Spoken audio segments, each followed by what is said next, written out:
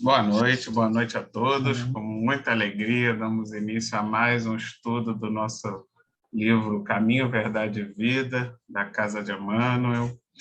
E hoje o estudo vai ser do capítulo 91. A nossa irmã Selma vai fazer o estudo, então convido que faça também a nossa prece de abertura. Então, vamos fechar os nossos olhos e agradecer a espiritualidade amiga, essa falange de Emmanuel, que trabalha junto conosco nesse estudo, né? Sempre pedindo muita orientação e inspiração do nosso estudo, para as nossas palavras sempre serem assertivas e atingir os corações daqueles que necessitam, né? Que o nosso Deus, nosso Mestre Jesus nos ampare, que tenhamos uma noite de estudo com a devida proteção e harmonização, que assim seja. Graças a Deus. Graças a Deus. Vamos compartilhar a tela.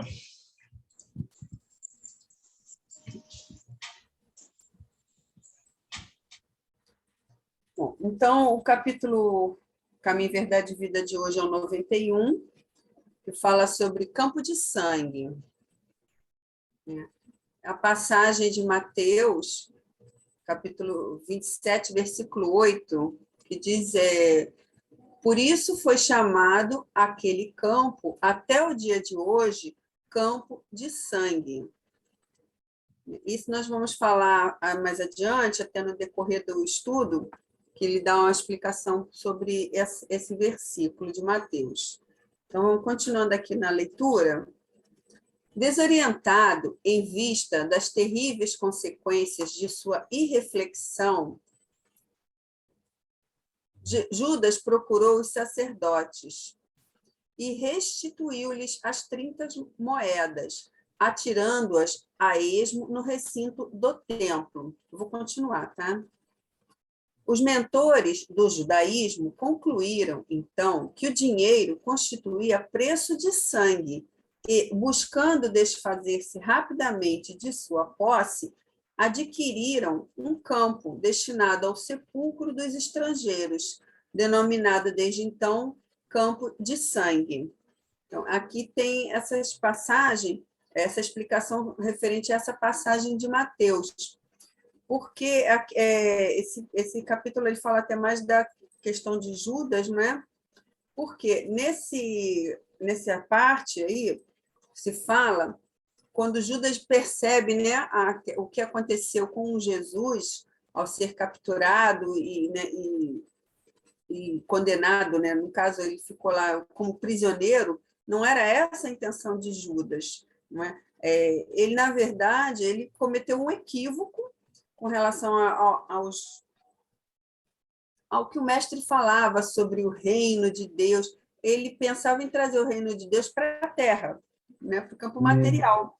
Ele vislumbrava aquilo e ele queria acelerar, digamos assim, né, esse processo de trazer, de tornar Jesus rei ali, né? Então, ele fez um acordo com os sacerdotes, né, de levar Jesus a eles, né, vamos dizer, até com uma inocência, né, achando que ele ali, que os sacerdotes iriam conclamá-lo o rei, né, dos judeus, porque ele falava de Deus e tudo mais, né? E quando ele percebeu que ele foi, na verdade, quem foi traído foi Judas, né? Judas foi traído pelos sacerdotes, né? Ele percebeu o equívoco dele, ele atirou aquelas moedas, né, dizendo que não foi isso que eles tinham combinado, né? E para eles, né? E eles ficam assim, tanto faz. O que eles queriam era realmente entregar Jesus aos romanos, e aquilo foi feito, né? E Judas caiu na casa, ele caiu em desgraça por conta disso. Quando ele percebeu o ato dele, ele cometeu o desatino até do suicídio, porque não era a intenção dele, não era trair o mestre, entregar o mestre por dinheiro, né? Porque o dinheiro era só um símbolo, né, de um acordo que ele traçou com os sacerdotes. E o que acontece? Quando aquele dinheiro ficou ao chão, os sacerdotes, eles acharam assim que aquele dinheiro, como ele foi feito à base de sangue, né, não era para ser colocado nos cofres. É como se fosse um dinheiro maldito, ficou, né? Aquela coisa de estigma ruim. Então, eles compraram um terreno, para que fosse feito esse sepulcro, ficasse um cemitério, né, dos estrangeiros. E aí que ficou marcado esse campo de sangue. Por isso tem esse nome, porque foi feito através das moedas que Judas jogou de volta ao templo, porque foram as moedas que ele recebeu para entregar Jesus aos sacerdotes, aos romanos, né? Essa que é vamos dizer, seria o resumo dessa questão do sangue, né? Alguém quer falar alguma coisa mais? Algo a acrescentar? Judas tinha essa visão muito material, né, de que o reino de Deus seria o reino como os reis da terra, né, e que Jesus assumiria o trono, uma espécie de chefia sobre o planeta, né? E ele aceitou as moedas, até porque se ele não aceitasse, na verdade, ele achou que ele estaria enganando os judeus e os romanos ali, porque ele achou no plano dele que Jesus, ali naquele momento, sendo preso, iria exatamente libertar os poderes, né? Iria destruir, iria aniquilar os exércitos romanos, iria tomar o poder diante ali da ameaça da crucificação, né? Só que e aí por isso que Judas aceitou esse dinheiro, porque fazia parte do plano ele aceitar, senão os sacerdotes iam desconfiar de alguma coisa se ele não demonstrasse algum interesse, né? E só que quando ele viu que tudo foi por água abaixo, que ele percebeu, infelizmente, só nesse momento, né, apesar do Cristo ali, durante toda a sua jornada, ter dado milhões e milhões de exemplos, né, de que o reino dele não era desse mundo, mas mesmo assim não foi suficiente para Judas naquele momento, né, porque a gente já sabe que hoje ele é um espírito de escola, né, mas naquele momento ainda não tinha sido suficiente. E ele realmente só percebeu os ensinamentos do Cristo quando ele viu que o Cristo se entregou, não combateu, né? Não revidou a violência a qual estava sendo submetido. E aí é que ele percebeu, foi só nesse momento que Judas aprendeu tudo que o Cristo tinha ensinado, mas aí já era mais ou menos tarde, né? Porque ele poderia não ter se suicidado, mas ele ainda assim não conseguiu resistir à dor na consciência, né? E acabou se suicidando. Porque ele ficou tomado de... Na verdade, Judas, né, vamos dizer, seria bem um simbolismo de nós ainda hoje, né? Ele ficou tomado muito assim do orgulho, uma vaidade muito grande, porque ele era um seguidor do mestre, né? Então ele criou uma fantasia na sua cabeça e ficou cego às coisas à sua volta, né? Ele não foi muito ingênuo, né? Cegado pela vaidade, por tudo aquilo, ele não percebeu que o que ele estava fazendo era realmente ao contrário do que ele pensava, né? Que ele entregou realmente Jesus para ser crucificado, né? Para ser entregue e condenado, ser preso, né? E ele não via por causa da cegueira dele envolvida da vaidade, de tudo mais que ele tinha, né? Com relação a ele achava que ele ia assim, ficar do lado de Jesus e comandando, né? Administrando lá toda aquela parte dele de real, né? Ia estar mais perto de Deus, aquela coisa como colocou Deus até como uma coisa palpável na visão dele, né? Que ele ia chegar e tudo isso, quer dizer, foi uma ilusão, né? Ele se deixou levar pelas paixões da terra, né? Infelizmente, mas ele aprendeu e graças a Deus ele agora está realmente ao lado de que merece, né? Seria, né? Do merecimento dele de estar junto de Jesus mesmo, trabalhando junto com Cristo, né? Então, vamos em frente.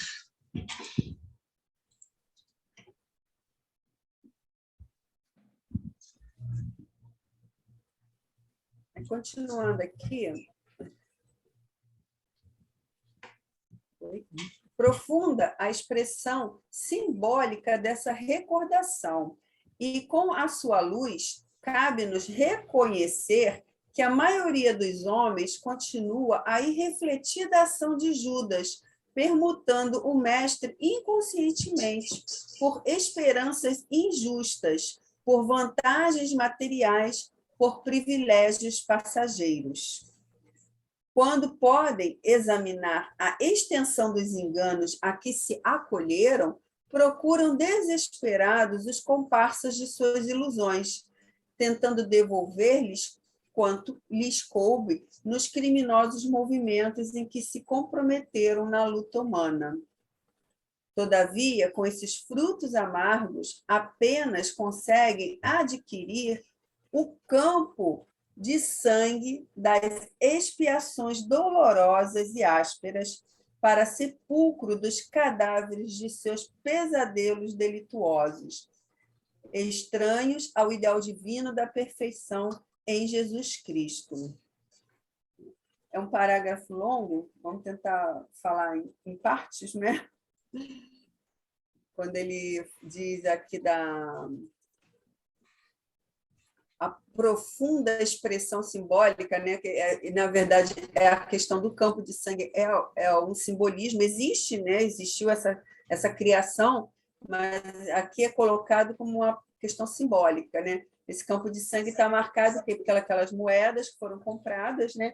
E essas moedas representam o quê? A ilusão de Judas, né? A reflexão dele, né? A materialidade, né? A questão das coisas materiais, o apego às coisas materiais, da vaidade, do orgulho, do egoísmo, dos enganos mesmo que a própria humanidade ainda incorre nesse erro, não é? Então, ele fala aqui que as ações irrefletidas, né, de Judas, que nós ainda hoje estamos fazendo essa troca, né, permutando o mestre, inconscientemente até, né, muitas vezes, né? Porque é tipo uma moeda de troca. Tem muitas pessoas que fazem até prece, dizer, faz isso para mim que eu te dou isso, que eu faço isso para você, né? É uma permuta assim, muito, né, voltada à parte material, né? As pessoas não estão realmente procurando Cristo na questão da espiritualidade, nós como espíritos, né? Buscando a nossa vida eterna, como imortais que somos em espíritos, né? Mas ficam querendo coisas sempre da terra. Não que nós não possamos ter coisas materiais, já foi dito, sempre vai ser haver a necessidade das coisas materiais para a nossa sobrevivência até aqui, né? Mas nós nos iludimos, nós queremos, às vezes, mais do que nós precisamos, né? E está sempre fazendo... É igual aquela questão também de acompanhar Jesus de longe, né, Vitor? Que também foi falado. A gente não é um seguidor próximo, a gente não se entrega ainda a Jesus, né? A gente não aceita, não consegue compreender na essência todos os ensinamentos que ele nos proporcionou, nos proporciona ainda hoje nos livros, nas literaturas que temos aí, né? Ainda não conseguimos capturar toda a essência desses ensinos, não é? Então, aí quando ele continua aqui dizendo que quando pode examinar a extensão dos enganos a que se acolheram, procuram os seus comparsas de ilusões. Quer dizer, aí também tem aquela tentativa, né, tentando devolver, assim, querendo responsabilizar o outro pelo erro que coube a mim, no caso, né? A gente, mas eu fiz isso porque aquela pessoa disse que era para fazer dessa forma. Quer dizer, também não assume a própria responsabilidade dos próprios enganos, né? Porque é muito mais fácil você se deixar levar pelo canto da sereia, né? Porque é mais agradável, né, do que encarar a realidade. Então, você deixa se levar pelas suas ilusões e depois responsabiliza aquele que te iludiu, né? Aí ele continua aqui falando que os frutos amargos, né, conseguem adquirir o campo de sangue, né, das expiações dolorosas e ásperas para sepulcro dos cadáveres de seus pesadelos delituosos. Quer dizer, onde nós expiamos, né? Quando nós caímos em si, quando nós nos libertamos do nosso corpo de carne, e nós temos a realidade se mostrando para nós, é aí que entra essa questão dos pesadelos nossos delituosos, de todos os erros que nós cometemos diante, né, da nossa existência. Então, a gente fica lá, né, nessa condição, né, de estar num campo de sangue pelos erros. Por quê? Nós vivemos por muitas encarnações, nós, ou nem todos, né, mas assim, muitos de nós estamos experienciando encarnações por encarnações, ainda muito na inferioridade, sem procurar se elevar, né? Ainda estão ali, aí vivem nessa situação sempre de expiações dolorosas, que ele fala dolorosas e ásperas, não é? Aquele sepulcro de cadáveres, né, com seus pesadelos delituosos, né? Por quê? Porque não acompanha o ideal divino da perfeição em Jesus. Quer dizer, não estão realmente buscando o espírito, né? As coisas do espírito, mas tem as coisas da terra, da materialidade.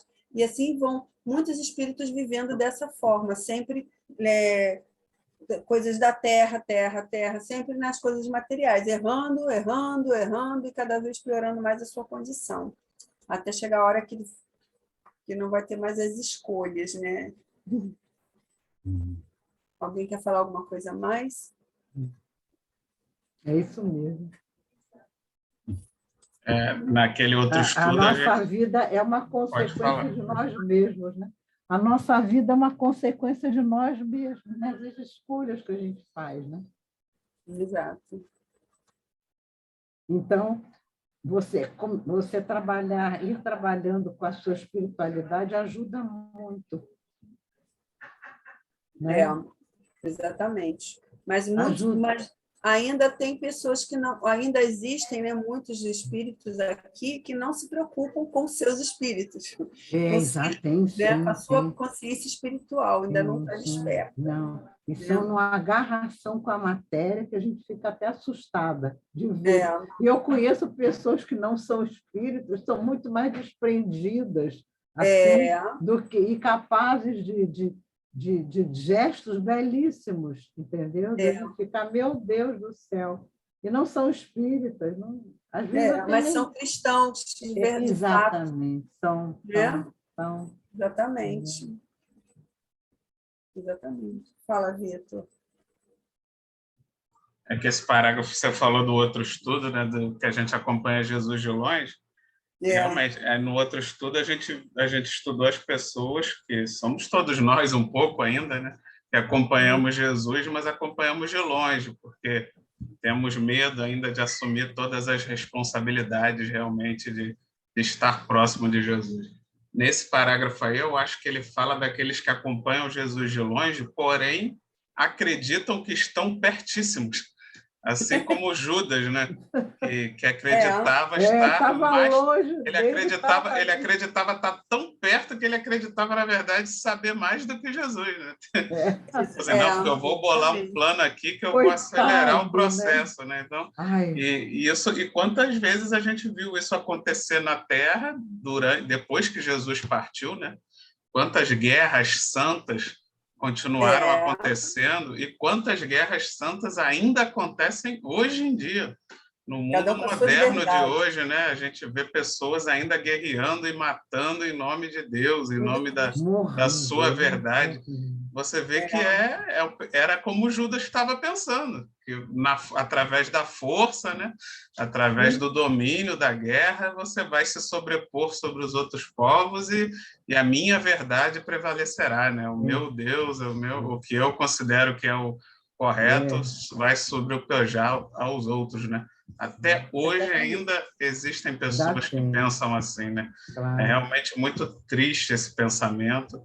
E até mesmo, graças a Deus, aqui no Brasil, a gente não tem muito essa questão de guerra santa, né? Não no sentido bélico, mas nós temos guerras santas no sentido verbal, né? Assim, muitas religiões que ainda têm esse pensamento de deterem a verdade, né?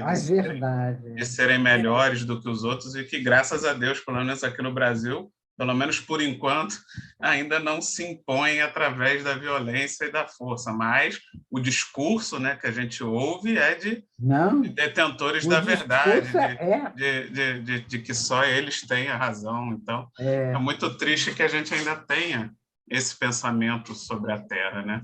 Porque Jesus veio exatamente para quebrar isso. Eu não consigo entender como é que essas religiões não se enxergam exatamente como os fariseus daquela época, porque Jesus ele veio exatamente, né? Os fariseus era isso, se achavam os detentores da verdade, que Deus só quer saber da gente, que nós somos o povo escolhido, e Jesus veio exatamente para quebrar isso, para dizer que não, Deus é de todos, é para todos, ele quer resgatar a todos, todos os povos, quer salvar todo mundo, nenhuma ovelha vai ficar perdida. Aí vem os novos fariseus, né? As religiões se formam e agora cada um se acha detentor da verdade novamente, e os outros são preteridos, né? Então, tipo assim, não aprenderam nada, não aprenderam ali o principal que Jesus ensinou, que a salvação é para todos e não existe povos escolhidos. E que vai salvar a humanidade, né? Ainda são salvadores da humanidade.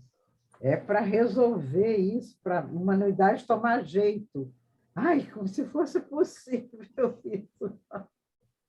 É complicado, muito complicado.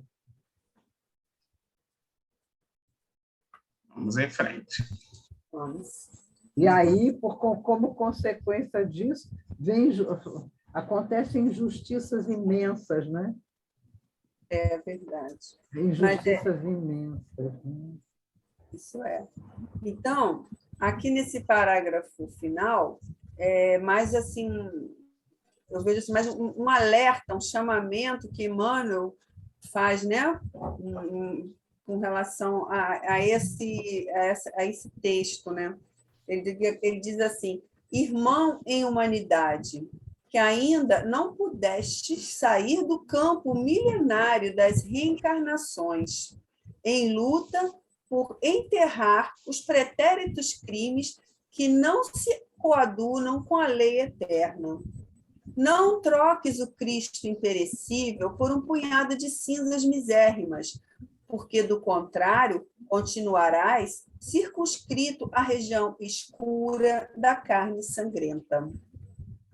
Então, quer dizer, esse é um chamamento, né, que Emmanuel fala, né, para nos alertando com relação a isso, né? Porque ainda vivemos na condição de espíritos fracassados, errantes, sempre cometendo os mesmos delitos, fracassando nas suas programações de melhorias, né? Porque ainda estamos muito ligados à terra, muito ligados à materialidade, às coisas da terra, né?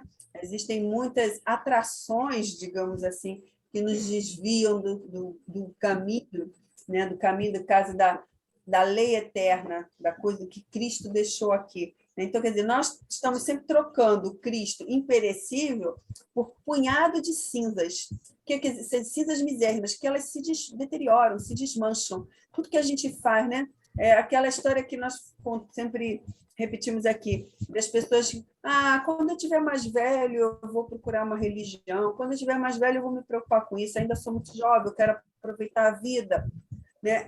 Existem esses pensamentos ainda com muitos aqui em humanidade, né?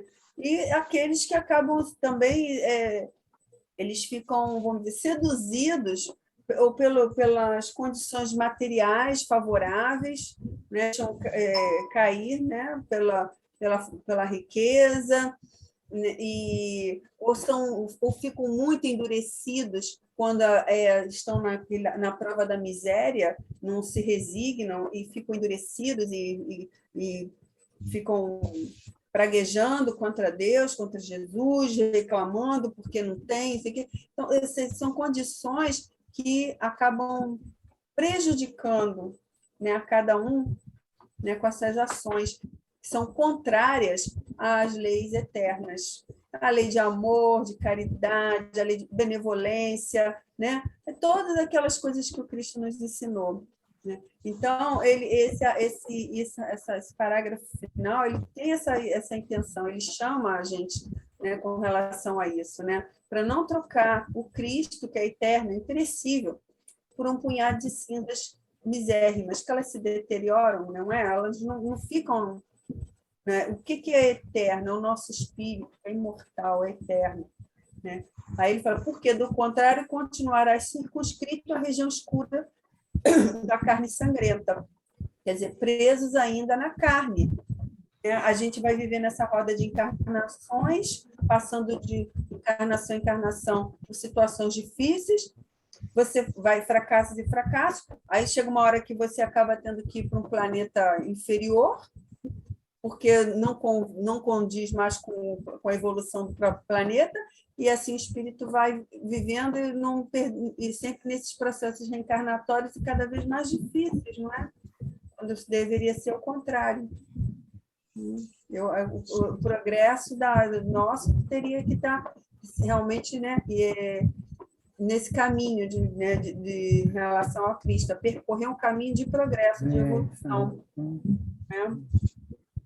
E é isso. Por isso é que também precisa fazer, de repente, uma seleção, né? Que agora a gente está na transição planetária, né? Isso. Tem que realmente certos espíritos não virem mais para a Terra, porque senão a gente não... O andar fica cada vez mais difícil. Não que os outros que são melhores sejam maravilhosos, ninguém é maravilhoso, não tem nada a ver. Mas há espíritos melhores e outros muito ainda arraigados, né? Rígidos, assim, naquela coisa dura, onde, por causa disso, se tornam vingativos, fazem uma porção de coisas que não são boas, né? Eu acho que essa seleção, né, que agora está sendo feita, né? Já está sendo feita. Está sendo feita já. Uhum. E eu acho que era exatamente porque senão não vai dar certo. Se não saírem certos espíritos da Terra, ela vai continuar nessa roda viva, né? E aqueles que têm uma condição de ajudar melhor, abafados, né? Sempre abafados, sempre ali, né? Tá? Sem poder agir, né? Exatamente. E para uma ação maior, tem que haver muita concordância, né? E a concordância tem que ser uma coisa que venha de dentro, venha do coração.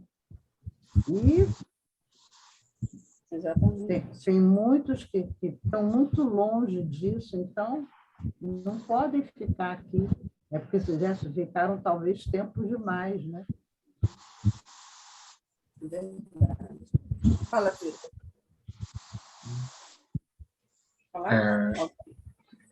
Não, é perfeito. Como ele bota ali, até o final do outro parágrafo, essas pessoas que ainda insistem em impor a sua verdade através da dor e da violência, quando elas desencarnam, elas encontram um campo de sangue, né? Todos aqueles irmãos que você matou, que você prejudicou, que você maltratou, e nada do que você achou, né, de glórias e coroas de Deus, nada disso acontece. Então, a herança que fica é esse campo de sangue que você mesmo vai ter que limpar, vai ter que conseguir resgatar, né? Todas essas pendências. Infelizmente, é a verdade. E aí, como a Selma falou, se perpetua o ciclo de dor e encarnação enquanto esses espíritos se mantiverem nessa posição. Exatamente. Quer falar, Nina? Como há muitos que também saíram disso, então, se continuar misturado, não anda direito. Arruma de um lado, estraga do outro. Arruma de um lado, estraga do outro. Então, é possível que muitos espíritos já tenham uma condição de uma espiritualização maior, e esses, então, retornam, e os outros, então, vão para um outro tipo de planeta, né? Acho que o plano todo é esse, né? Uhum. Pelo que eu entendo, é esse o plano. Não é castigar ninguém, porque não existe isso. mas você ir para onde é aquilo que é seu e não que é do outro, né? Exatamente. E é isso. O Judas Bela foi... lição que o Emmanuel deixou para nós. Né? Como? Essa lição que Emmanuel nos deixou agora. Exatamente. O Judas foi um grande exemplo, né, para nós nesse sentido, né? E ele sofreu muito, até que ele conseguiu uma condição melhor, enfim, saindo de tudo aquilo, mas a custa de muito sofrimento, né? Exatamente. Mas nós estamos aqui para evoluir, isso aí é a lei invariável, não tem como. O espírito vai evoluir. Uma forma sim, vai acabar evoluindo. Vai acabar. Mas Deus também tem que botar a colherzinha dele aí para dar uma através do Cristo, né? Que o Cristo é o governador do nosso planeta, através dele, de chegar um momento em que tem que fazer uma seleção, não vai abandonar aqueles que não podem ficar, mas vai ter um grupo que vai poder voltar, né? E mesmo assim estão chegando, né? Segundo o Divaldo Franco fala, muitos espíritos de outros planetas mais adiantados que a Terra para vir ajudar isso. Olha só, como nós ainda somos capengas, muito capengas, né? Estão chegando muitos espíritos que vêm de outros orbes mais adiantados, estão reencarnando aqui para ajudar esse movimento bom, né? Coitados, né? Que trabalho que a gente está dando para eles, né? Eu fico com pena, sabe que eu fico com pena deles, sabe? Porque com certeza no nosso mundo eles vão sofrer muito, porque eles vão agir, eles vão remar contra a maré, né? Então, infelizmente. É que semana que vem? Semana que vem é a Ana Cláudia, né? Então, estamos aí nos nossos... deixa, eu como pão. Estamos nos nossos minutinhos finais. Então, convido a Ana Cláudia para fazer a nossa prece final, para que você vai fazer o nosso estudo da semana que vem. Quer dizer, na verdade, da outra semana, né? Porque semana que vem é feriado, não vai ter. Não vai ter, então fica para outra quinta. Isso.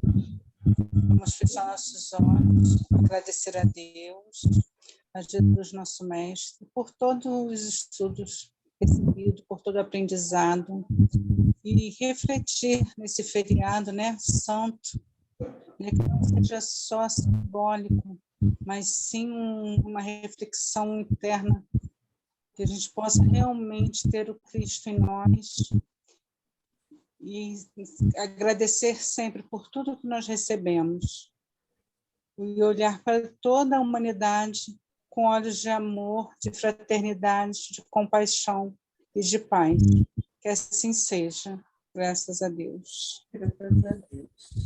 Graças a Deus, pessoal. Uma boa semana. Fiquem com Deus. Boa Páscoa para todos. Aproveitem com a família. Um feliz domingo. O domingo de Páscoa é lindo, né? Eu acho um dia, geralmente faz sol, né?